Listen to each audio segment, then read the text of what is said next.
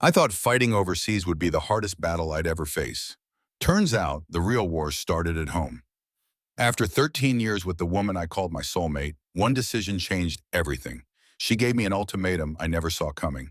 What would you do if the person you love most threatens to leave you for choosing your kids? My name is Caleb, and I've worn a uniform since I was 18. I'm 29 now. For over a decade, I've served this country, boots on the ground, blades in the air, doing everything I was trained to do. I joined straight out of high school, driven by purpose and a promise I made to myself to provide, to protect, to be someone worth looking up to. Back then, I thought the toughest sacrifices would be out on the battlefield, but I never expected the biggest one would come from the woman I love. Samantha and I met in our junior year of high school. She had this laugh, loud, contagious, the kind that lit up a room. I was smitten from day one. We went to prom together, skipped graduation parties to drive around back roads talking about the future, and by the time I shipped off for basic training, we were inseparable. She waited for me through every training rotation, every missed birthday, every late night call that ended with a broken signal and a whispered, "I love you." And we got married as soon as I finished my initial training. We were young, recklessly in love, and full of big dreams. She went to nursing school while I deployed to Afghanistan 3 times. I saw things there that changed me. Death, desperation, the cost of duty. But every time I came home, she was there. Stronger, more beautiful, more driven. She built a career as a pediatric nurse while I transitioned from ground combat to flying helicopters. Through it all, we built a life together. 3 kids, Eli, who just turned 7, and our little girls, Ava and Grace, both still in diapers. My world. But lately, that world feels like it's cracking. I've spent more time away than I care to admit. In the last 3 years alone, I've only been home for 16 months. Between deployments and constant TDYs, I've missed first steps, birthday candles, bedtime stories, and Sunday mornings with pancakes and cartoons.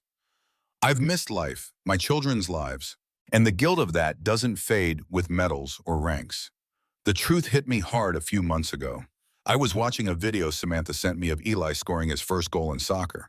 The way he turned to the crowd with a grin, scanning for someone, and then his smile faded when he didn't see me. That moment broke something in me. It was like I was finally seeing all the things I traded for the mission. Was it worth it? So I started looking ahead. I'm eligible to leave the military in 2026. I finished my bachelor's, and by some miracle, I got accepted into a top 10 MBA program. I've done the math. With the GI Bill, disability pay, and Sam's salary, we could manage while I go back to school. It'd be tight, but not impossible. And after 2 years, the average starting salary from that program is higher than what I make now in uniform. More importantly, I'd be home, I'd be present. But when I told Samantha, everything changed. Her reaction wasn't what I expected. She didn't cry or hug me or say she was proud. She got cold, dismissive. She accused me of being selfish, of risking everything we'd built for a dream. She said, "You're a man. You're supposed to provide stability, not chase fantasies." Those words still echo in my head. And then she said it. "If you leave the military, I'll leave you." How did we go from building a life together to drawing lines in the sand? Would you give up your career for your family if it meant losing your marriage? I didn't sleep that night. After Samantha gave me the ultimatum, I lay in bed next to her, staring at the ceiling in the dark. I could hear her breathing, slow and even, like nothing had changed. Meanwhile, I was stuck in a storm of emotions. Confusion, anger, heartbreak, fear. I wasn't sure if I was more hurt by the threat or the fact that she didn't seem to hesitate when she made it. We used to talk about everything, our dreams, our fears, the kind of parents we wanted to be. Somewhere along the way, those conversations dried up. Maybe it was the constant distance. Maybe we both got too good at surviving in parallel lives. But when did we become a negotiation? I brought it up again the next evening after the kids were in bed.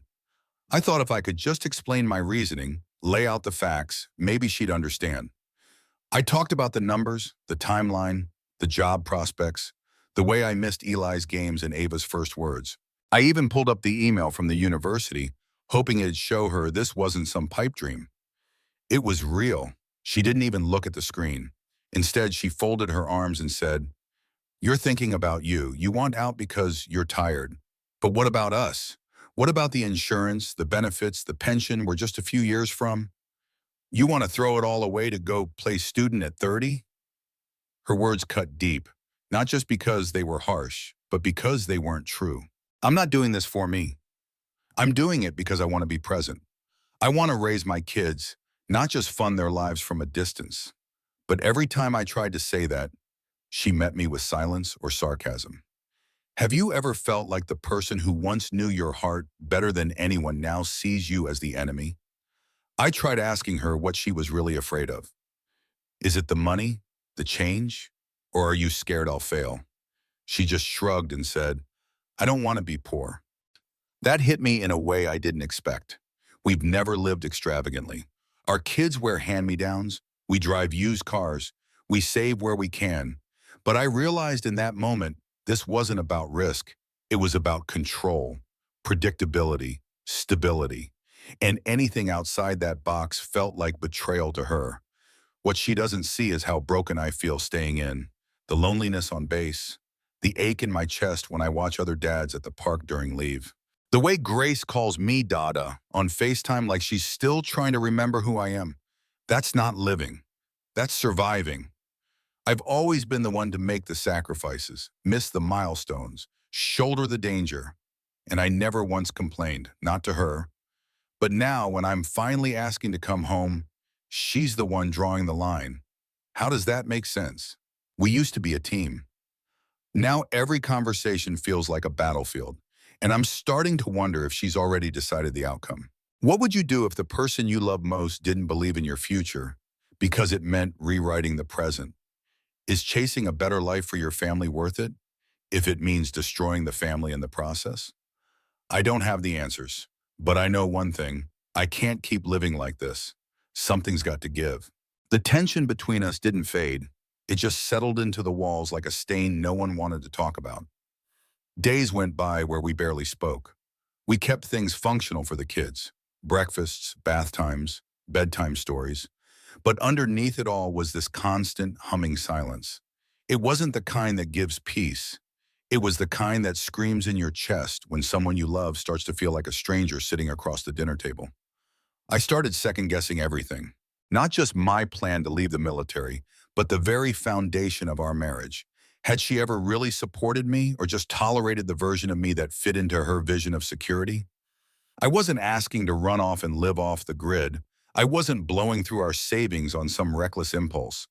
I had a real plan, a carefully built, responsible path. But it didn't seem to matter. One night, I caught her looking at rental listings on her laptop. I didn't ask questions. I didn't need to. The silence that followed when I walked into the room said enough. That's when it hit me. This wasn't just a threat anymore. She was preparing herself to leave. Have you ever watched someone mentally walk away from you while they're still sitting under the same roof? I sat out on the porch later that night with a beer in hand and the weight of 10 years on my shoulders. I thought about the promises we made, in sickness and in health, for better or worse. Was this the worst part? And if so, why did it feel like I was the only one trying to fight through it? I thought about Eli, how he still asks if I'll be home for his next soccer game. About Ava's sleepy smile when I tuck her in, even if I've only been back for 2 days. About Grace, who just started walking and already toddles toward the door every time she hears my boots. How could I keep missing these moments? How could I let another year pass as a ghost in my own home? I needed guidance. So I reached out to someone who had been there, my old commanding officer, Major Reynolds. Retired now with 3 grown kids of his own, he met me for coffee at a diner just off base. I poured everything out. The pressure, the threat, the pain of missing my children's lives. He listened quietly, then leaned forward and said something I won't forget. There's no medal for being a martyr in your own marriage, and there's no honor in being present for your country but absent from your kids. He told me he stayed in too long, missed too much, and by the time he realized it, his wife had emotionally checked out, and his kids barely knew him. You're young, Caleb, he said. You've still got time to choose differently. That stuck with me. But still, what good is choosing differently if the person you're choosing for doesn't want that version of you? That night, I brought it up one last time with Samantha, calm, sincere, no anger. I told her, I'm not choosing a fantasy. I'm choosing you. I'm choosing our family. I want to be here for the late nights, the sick days, the messy mornings. I want to be more than just the guy who sends money home. She looked at me, eyes welling with tears, and said nothing. That silence said everything. So now I'm left wondering, what do you do when staying means losing yourself, but leaving might mean losing everything you love? Would you take that risk? The next few weeks felt like walking a tightrope with no safety net below. Every interaction with Samantha was cautious, measured, like we were both afraid to say the wrong thing and send everything crashing down. She wasn't packing bags or storming out, but the warmth was gone. The way she looked at me was different now, like she was calculating, assessing, deciding if I still fit into her version of our future. The hardest part? We still loved each other, or at least I did. And I think in her own way, she did too. But love alone doesn't bridge silence. It doesn't mend broken trust when one partner starts believing the other's dreams are threats to their stability. One morning while feeding Grace in the high chair and watching Ava draw with crayons, I caught myself just staring. Not at them, but at the clock, counting the hours until I had to head back to base. And in that moment, I realized something terrifying. I was starting to feel more like a visitor than a father. Who do you become when you're always coming and going? Can you really be part of a family if your presence feels like an event, not a constant? I knew I had to make a decision soon. The application deadlines for school were approaching, and if I was going to make this change, I needed to commit. But I was scared that choosing a future with my kids might destroy my marriage, and scared that not choosing it might destroy me. So I did something that took more courage than any deployment I've ever been on. I asked Samantha to come with me to a counseling session. At first, she scoffed. "You want to pay someone to tell me you're right?" she said. But I didn't argue. I just said, "No, I want us to figure out how we stop feeling like enemies." She agreed reluctantly. That first session was brutal. Our therapist, Ms. Claire, was kind but direct. She didn't let either of us hide behind numbers or logistics. She asked questions that dug under our skin. What are you afraid of losing? When did you stop hearing each other? Why does your partner's dream feel like a threat to you? And for the first time in months, Samantha cracked. She didn't yell. She cried. She admitted she was scared, terrified actually. Not of the money or the move, but of losing the version of me she'd always known, the one who had a purpose, who stood tall in uniform. She said she didn't know how to picture me outside of that role, and that made her feel unsteady, unsafe. That's when I realized this wasn't just about security or money, it was about identity. She had built her own life around being the wife of a soldier. The routines, the pride, the resilience, it had shaped her just as much as it shaped me. And now I was asking her to leave all of that behind too. It wasn't fair of me to expect her to jump on board without mourning that loss. Just like I'd been grieving missed birthdays and lost moments with the kids, she'd been clinging to the one version of life she knew how to navigate. So we talked, really talked, and it hurt, but it helped. For the first time, I felt like we were back on the same side of the battlefield. But was it too little? Too late? Is love enough when two people want to move forward, but the path ahead still looks completely different for each of them? That's the question I'm still asking, and I don't know the answer yet. The second counseling session felt lighter, like we were two people cautiously lowering our weapons after months of Cold War. But that did not mean things were easy.